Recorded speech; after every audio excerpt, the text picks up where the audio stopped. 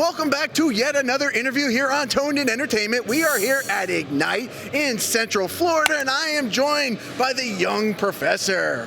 What's going on, man? How's it going? How are you doing today, sir? I'm doing fantastic. We just had a great show here in Vero Beach, and I'm a little hot, a little sweaty, a little ready to get out of this suit. I know most people see me in the suit, but it's not my preference in my downtime. Right. I'm just glad you still have a voice, because we've been here for over 2 hours, and you've been doing some backstage promos, you've been calling the matches, and you're still functioning, so I appreciate you giving me a little bit of your time, and that you still have a voice to talk to us. Well, I get a lot of reps, so I get a lot of practice. Right. And luckily, I can hold up for at least 3 hours, so you got me for about 20 more minutes before it starts to go. Probably. Okay, so we have, start the timer. We have 19 minutes and 58 seconds with Matt, and then we'll cut it after that. Now, I'm not going to hold you that long, that's for sure.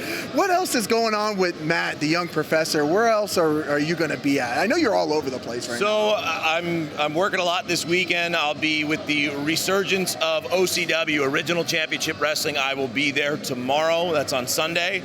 Okay. Then next week, I'm working at Go Wrestle. That's usually my home location every Friday night. They're in Port Orange now. They just moved locations, and we had a huge crowd there last night. So I'm excited to get back in front of the fans in Volusia County. I'm working with Elijah Burke next week. Nice. Up in Jacksonville, Florida. We've got the Love Alive charity, which is his charitable organization where they give clothing and food to the homeless in Jacksonville. It's a free show, but we encourage everyone to donate. But we're going to see Tyrus, formerly Brodus Clay, the Headbangers, and all the stars from Fighting Evolution Wrestling down near Miami are going to be up there. So this will be my third show with them, and the Pope does a great job. It's a lot of fun up in Jacksonville. Right, nice. I mean, you're definitely all around. I mean, the first time I ever saw you in person was at Super Nerd Street several months ago, which was an amazing show, and you came out with a whole Pac-Man suit on that night, and it's definitely one of the things that stood out. Are you a huge video gamer? You know, I used to be before I worked all the time. So tell me about it. Yeah. So Pac-Man was definitely in the wheelhouse of things I used to play. These days, I'm lucky to get 5 minutes on anything. I did just play Untitled Goose Game, which took about 4 hours on Switch. Have you played that? I actually don't have a Switch. Have you heard of it? I have not. So concept quickly is you are a goose terrorizing a town. You ever be around real geese?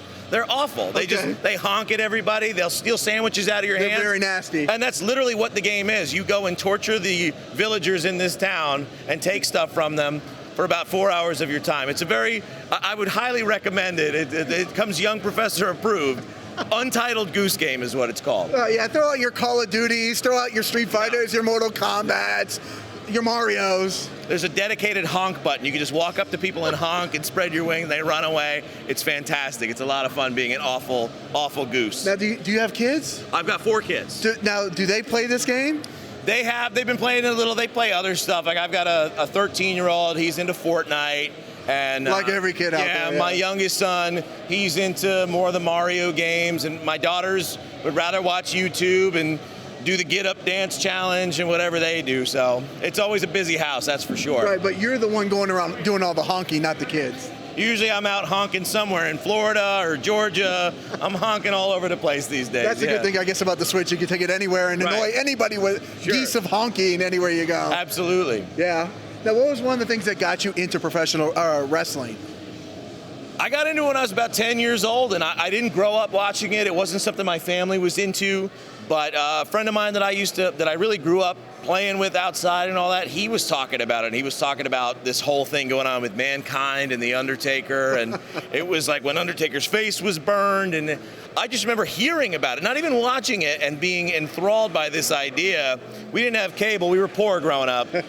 But when I got cable about a year later, and when I go to his house, we started watching Raw and Nitro, and man, I was hooked, and I've been hooked ever since. You know, what is it about Mankind and The Undertaker? I interviewed the new champ here today, Troy Hollywood. He said that was his first memory. I interviewed Alicia Toot, who interviews everybody around the country. She does. She said her first memory was Mankind versus The Undertaker. What was it? I mean, about that match that just makes it like everybody's first memory when it comes to wrestling? I mean, it wasn't even just one match. It wasn't the Boiler Room Brawl. It wasn't buried. It was all of it. It was so enthralling. You talk about drama. You talk about soap opera. You talk about suspending disbelief.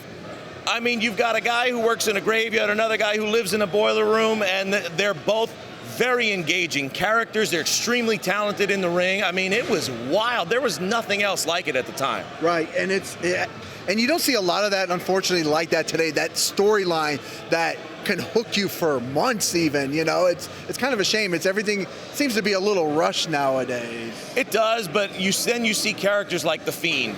And I got to tell you, I mean, because anytime you see anything like that, it's going to, if you've been a longtime fan of wrestling, especially with the WWE product, it's going to invoke memories and some of those feelings. And that's how I feel when I watch it. And I feel it in all the right ways, so that's something that I love. But you're right. I think nowadays you don't get a chance to see it, but the industry has changed. The way we consume media has changed. And so you just got to roll with the changes. Wrestling's still fun. There's a lot of it to be had. And you know, whether you're watching on TV or coming out locally to one of the to all these amazing shows we have everywhere. Yeah, it's absolutely out of control. I was talking to my girlfriend on the way up here today because we came up from Miami, about a 2-hour drive, and we're just talking about it. I'm like, there's like 5 shows today in Florida. Yeah. It's crazy. That's Florida. And it was like I had to pick one, and I was like, you know, I haven't been to Ignite. The card seems amazing, and it did not disappoint. It was an absolutely amazing 2.5 hours of wrestling here today. So, I mean, I'm glad we came up here today for our first Ignite show. I mean, I can tell you that, you know, I've worked with a lot of places.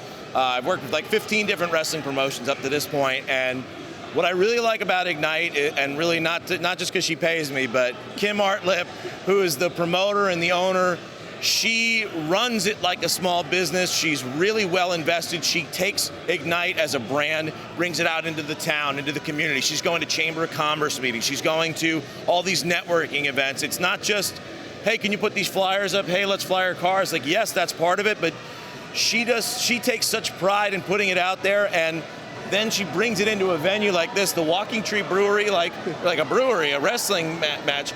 But this place is an amazing venue. It's so unique. It's so cool. There's great beer on tap. So no matter what you're into, good wrestling, beer, both, you're going to get all of it. That's what I told her. We actually interviewed Kim earlier, and we were talking about that as well. And even during the matches, like, I had a beer.